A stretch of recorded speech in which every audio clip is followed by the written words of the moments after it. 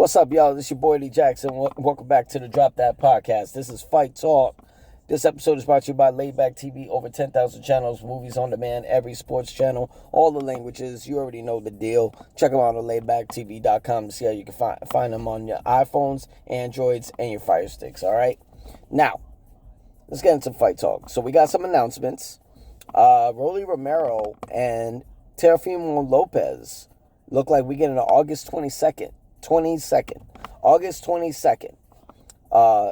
date for the WBA welterweight championship. Look like Teofimo Lopez is moving up from 140 to 147 to try to make way to be a 3-division champion.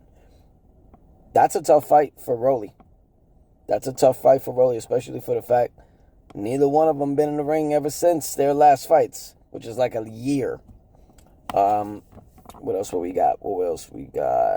We had a peace summit that His Excellency Turki Al-Sheikh was putting together with Zuffa Boxing, Matchroom, Queensberry.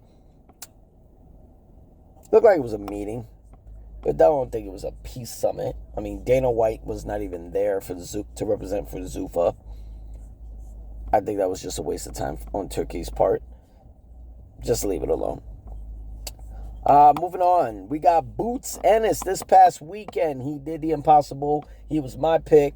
I fucking called it. I didn't call it in dominating fashion because he TKO'd his ass. But that was it. Xander Zayas, he beat the bricks off of this motherfucker. And he pretty much took the WBA and the WBO super welterweight titles. A lot of controversy behind Zayas. He got knocked down. He wasn't knocked out. He was on one knee. And it looked like the referee said something to him, and Zayas nodded his head no. A lot of people saying he quit. He waved the white flag. Damn. I didn't see that. I thought it was going to be a 12-round war that Boots was going to put on, but yeah. I was betting on experience. I thought experience was going to beat Zayas, and experience pretty much destroyed him. But Boots Ennis is not wasting his time. He doesn't want Josh Kelly for the IBF title. He wants Sebastian Fundora and his WBC title. He wants to do the unification for the 3 belts. If he knocks off Sebastian Fundora, Boots is on his way to be an undisputed champion at 154. That means the fights are coming to you. And personally, shit. Depending on how Tim Tizzo and Earl Spence goes, or Jermell Charlo's next fight, 154 is looking mighty interesting right now. I think Zayas will come back stronger. He's only 23-0. Well, 23-1 now. He just needs some more fights to boost his confidence up, but I'm pretty sure he'll be all right. July 24th, we got Tyson Fury back again in the ring against, I might fuck up his name, Maurice Wach. We're going to call him Wach because W-A-C-H. Tyson Fury's warm-up fight is July 24th, while Anthony Joshua's next fight is July 25th, the next day. So the two guys who are on a collision course for the end of the year in a stadium, rather if it's going to be in the U.S. or the UK, Tyson Fury and Anthony Joshua are going to be fighting back-to-back days. I hope they don't fuck up and lose their fights. The UK, the boxing fans, we need this fight. Tyson Fury, Anthony Joshua is the fucking fight to make. Let's swing over to some UFC. So Diego Lopez is talking about moving up to 155. The guy has gotten 2 shots against Alexander Volkanovski at the featherweight championship. He's basically number 1 contender, I believe, at 145. But maybe that ranking will get him a huge fight at 155 while he waits to see what Volkanovski is going to do. Floyd Mayweather and Manny Pacquiao's fight that was scheduled. First, it was scheduled in Vegas at the Sphere. Then it got moved from the Sphere to T-Mobile Arena. And it's the rematch because it's an official bout. Now it's canceled completely due to the legal issues going on with Floyd Mayweather. I'm not going to lie, with all these problems, Mayweather was supposed to fight 3 times this year. He's going to end 2026 not fighting once. I don't know. I don't know if he should be fighting anymore. I mean, people say, yo, he's spending money, he's losing money. I'm like, I mean, depends. I don't know his lifestyle anymore. I mean, I know what was broadcast back in his fighting days. You know, we used to see it a lot. Where, you know, he's got the mansion, he's got the car, he's taking care of his team, taking care of his kids. He also was taking care of his grandson, you know, shit like that. So can't hate on it. But, you know, I don't know. By the end of the year, I don't know if I really give a fuck about this fight or not. So far, I'm not. Canelo Alvarez and Christian Mibili, I think his name is, their WBC super middleweight title fight has been pushed from September to October. I wonder if this got something to do with the fight between Ryan Garcia and Conor Benn being on the same day.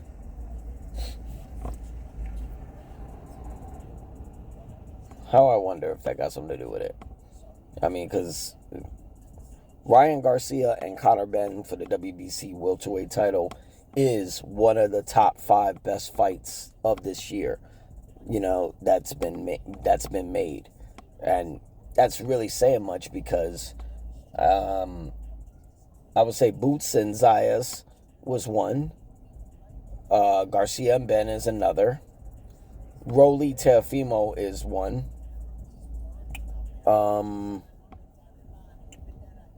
If it goes down, not sure yet, Tyson Fury versus Anthony Joshua will be another. Yeah, I would say top 4 fights. Expecting fireworks out of that. Canelo, I don't really know what he's fighting for. Maybe he's just finishing off his contract with Turkey Al-Sheikh.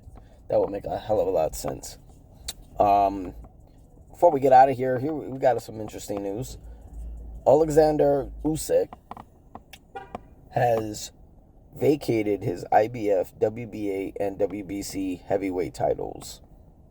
He's not going to be holding up the division anymore when it comes down to his belts.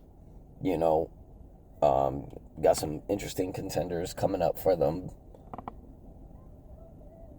Actually, I can't name any other than Moses, who fights for Queensberry, I believe. I think he fights for Queensberry. I don't think that's the top ranked fighter. But he vacated all his titles. He was the unified champion. He was former undisputed champion, defeating Tyson Fury. He's vacating his belts so he can fight his final fight. And that makes sense. I mean, he just got done beating Rico Van Hooven, doing one of the biggest spectacles of all time. You think the UFC White House was one of the top? No. The pyramids in Gaza, fighting there. Personally, Ring Magazine has been doing incredible fucking moments. Not gonna lie, Times Square was good. It was a good setup. Just trash fights.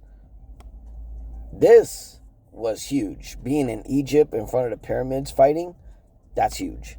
That's fucking huge. And him fighting Rico Van Hooven was a great fight. No matter how you looked at it at the end. Interesting. But he's vacating the belts.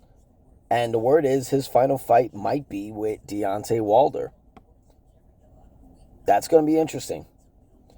That looks like an easy-ass fight for Usyk.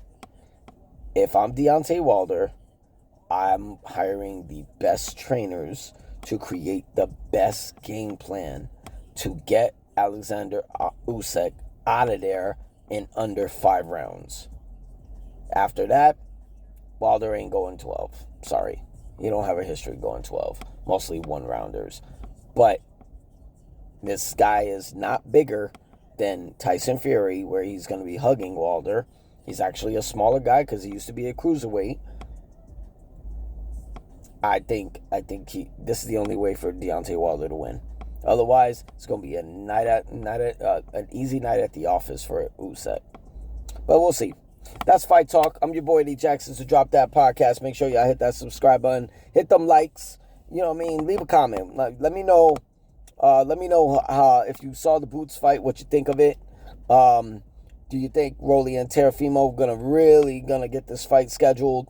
What's your take on Mayweather versus Pacquiao? And who's your pick for Usyk versus Wilder if the fight gets booked? Till then, I'll see you next week for Fight Talk. Peace, guys.